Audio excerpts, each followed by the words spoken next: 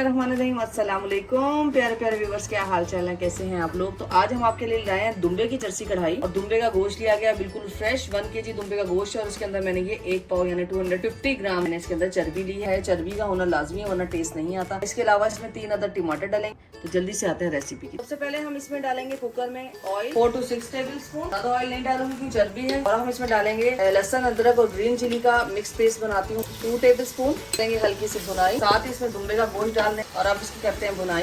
खूब भुनाई करनी है इसकी लहसुन अदरक हरी मिर्च के पेस्ट के साथ। 5 से 6 मिनट हो चुकी है। चर्बी है ये भी मेल्ट हो जाएगी, इसलिए मैंने ऑयल जो है ना 5 to 6 टेबल स्पून रखे थे। अभी हमने इसमें कुछ भी नहीं डालना, हमने सिर्फ इसमें डालने हैं टमाटर जिसका मैंने ऊपर से ये कवर जो है काट दिया है और ताकि इसके छिलके। और अभी 3 टमाटर डाल देंगे हम इसके अंदर।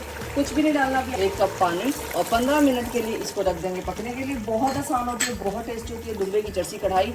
और अब इसको रखते हैं 15 मिनट के लिए, उसके बाद दिखाते हैं जी। तो आप ये देख सकते हैं 15 मिनट के बाद मैंने ज़्यादा देर इसको नहीं रखा। हम ये छिलके जो है वो रिमूव करना शुरू कर देंगे टमाटर के, ताकि खाली टमाटर रह जाए। और इसके ये आप ये देख रहे हैं ये इसका ऑयल, ये सब इसकी चर्बी का ऑयल है। मैंने तो सिर्फ 6 टेबल स्पून जो है ना इसके अंदर ऑयल डाला था।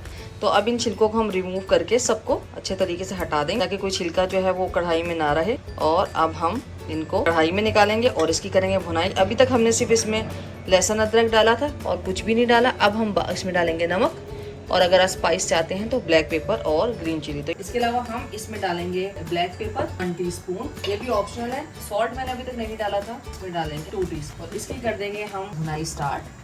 फ्लेम हाई है, अब हम इसकी करेंगे भुनाई।